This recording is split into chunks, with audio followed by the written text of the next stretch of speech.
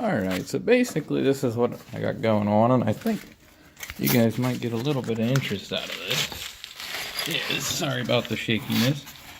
This is a wood stove, and we're welding these bars together to space it up. We got a nice piece of tube here, we got one underneath here, and we needed this as a spacer. Now the problem that we're having is that we had to space it up so much, and I'm cheap and I don't want to buy anything I don't have to. So I decided to weld most of this together.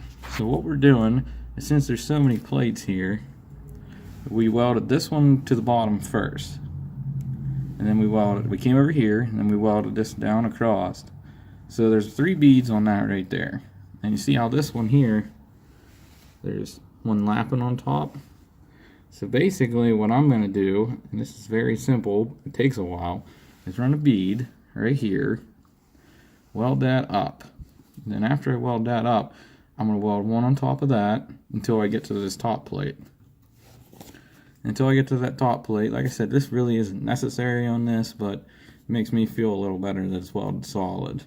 Now, once you weld that top one, this top one that I'm talking about, and just work your way up slowly, you're going to build it up, because if you look back here, I mean, they're stacked, and they're not perfect, but this is where I had to shim it so the stove itself was tight.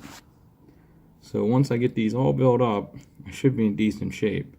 Now, you're wondering why I didn't grind the paint off of this. Well, it's because I didn't like to grind in the first place. So what you do is you weld one pass over top of it. That's going to burn most of your paint off. It's going to look like crap. It's not going to look very good. So then you lay one right beside it on the actual painted side. Lay one there, and then lay one on top of it.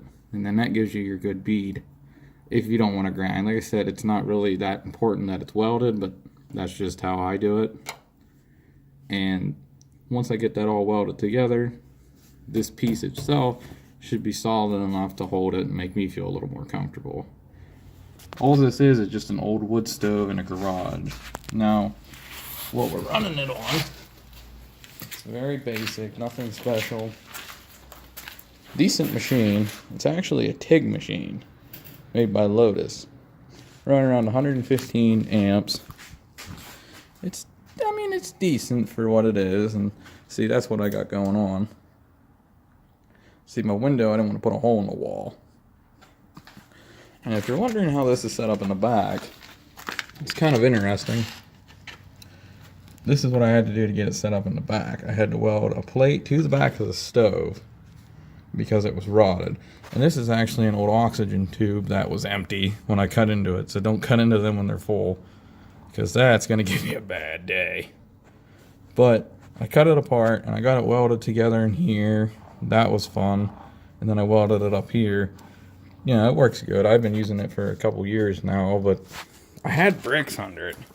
Something like this, and, you know, them tend to explode when they get hot, because they're not bricks for heat, and it just, yeah, and what it costs you to get the bricks for heat, I had this stuff laying around, and for me it was just more practical. It's not pretty, it's never going to be pretty, but it's got a job to do, and as long as it does the job, I'm completely okay with it. I think it's going to work out decent for given the circumstances. I figured I'd make a little video if anybody got interested, and yeah, thanks you guys for watching.